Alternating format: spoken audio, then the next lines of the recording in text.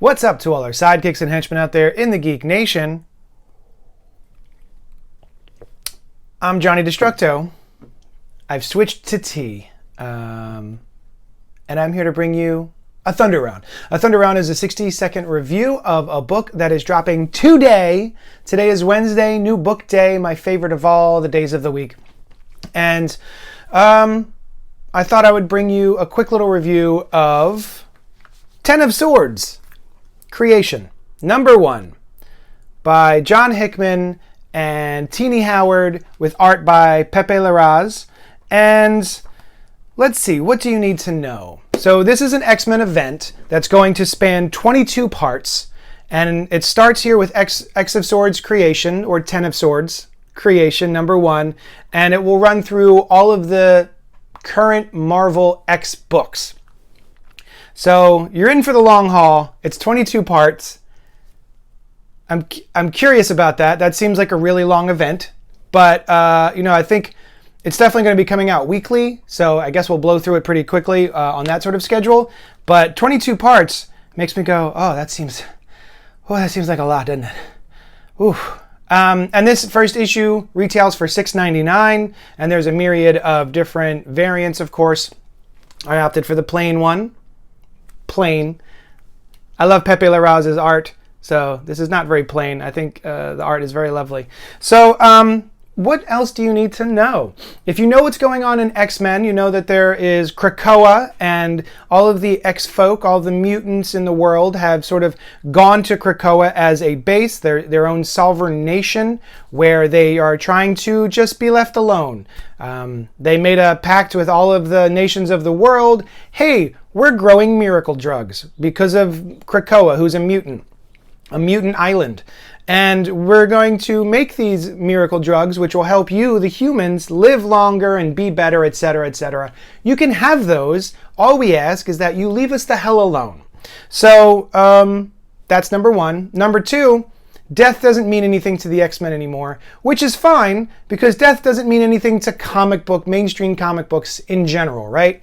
Even in books where death is supposed to mean something, death doesn't mean anything, and they're back within a year anyway, so blah, blah, blah. Let's just get rid of that because of these miracle drugs, and because of Krakoa, and because of the 5, who are 5 different mutants whose abilities alone don't have great effect. Put them together in conjunction with each other, and they're able to resurrect any mutant and give them all their memories and all that other sort of stuff. So death is not a big deal. And what's the other thing? Oh, so speaking of Krakoa, the island, the mutant island, it was revealed in one of Hickman's X-Men books, the main adjectiveless X-Men comic book, that there is another island that was part of Krakoa called Araco. And they were a much larger mass, and at one point, slink, 2 masses, and there's sort of a battle happening for that in this book. I should mention that I'm not going to spoil anything, so don't worry about that. But those are sort of like the bits of information that I think you need going into this book. Oh, one other thing, Otherworld.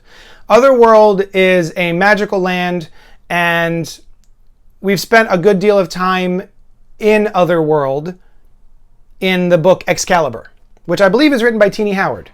So it makes sense that Tini Howard and Hickman would team up for this. So a lot of the work that is being done in Excalibur leads into this book. That being said, I don't think you really need... It's not like you have to read all of Excalibur before starting this book. They do a good job of catching you up at the beginning of the book. And then, of course, you've got the Hickman info dumps, the infomercials, the pictograms, and they give you a nice little cast of characters, which I always really appreciate, especially when you're dealing with a large swath of characters like the X-Men. I always like to see that. And, prose, which gives you more information that you might need. So let's see, I usually use this, but I left it on and the batteries died because I'm a big dummy. So now I'm going to use my watch, which has a timer on it. There we go. So I'm going to put 1 minute on the clock, I'm going to review it. And go. So, this, and with any good Hickman book, it makes me feel a little dumb and that I need to reread it because there's so much happening. This book is a meal. This is not a snack. This is a sit down and spend time with it kind of project book, which I appreciate sometimes. Sometimes I like a good in and out quick comic book. But when it comes to Hickman and what's going on in the X-Men, I find that I really enjoy the thick comics that you have to digest. So that's what this is. And there's a lot of stuff going on. There's some revelations, not only within the confines of this story, twists. There are revelations about other characters that are recent additions, and a nice big reveal at the end when it comes to the Ten of Swords and what sort of swords count. I really like that a lot. Timer is done already. Stop. Dang it. This book is great. That's the gist of it, really. I enjoyed this. I sat down and I laid on my bed and I read this last night. And then this morning, I read it again. I read some of it again. Like I flipped through. And yeah, I'm really enjoying it. The art by Pepe Larraz is awesome. I want him to draw more books. But yeah, every page of this book is lovely. And there's not a lot of humor, I would say. Because sometimes with Hickman, there's like these attempts at humor, funny bits. And this is a pretty serious book. But I'm really enjoying it. I did not anticipate caring about the Ten of Swords. It's having, no idea what it was really going to be about. I didn't know what to expect. But as with a lot of the Hickman stuff that's going on in the X-Men, it felt like a meal. It felt like there was a lot there to digest and take in, and it was very enjoyable. Another book that's coming out today is Dark Knight's Death Metal Speed Metal, which, if you're a Flash fan, you should read it. But speaking of Flash, I am on season 3. I'm wrapping up season 3 of the CW Flash TV show. And while it is a hokey mess, very hokey, I find that there's something very pleasant about it. It's a show that I've started going to for, like, what's the word I want to look for? Like positivity, I guess? Hope?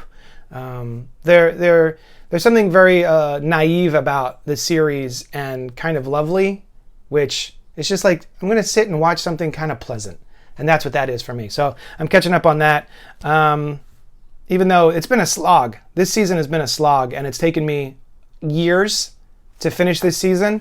I think I'm almost done, and I hear that the next season's going to get better. So anyway, that's neither here nor there. Join us this Sunday at 10:30 a.m. where we will do the Spoiler Alert podcast. We live stream from our YouTube channel and also Facebook Live and also Twitch. And we're going to discuss this week's books as well as do a small book club for The Eternals by Neil Gaiman and John Romita Jr. So you could join us for that. And that's it. I guess like, subscribe, do all that stuff. Help our little channel out. We could use it. And if there's anything you want us to review or talk about or do a thunder round on, just let us know. Make a comment and make your voice heard, and we'll chat. Thanks so much, and I'll talk at you later.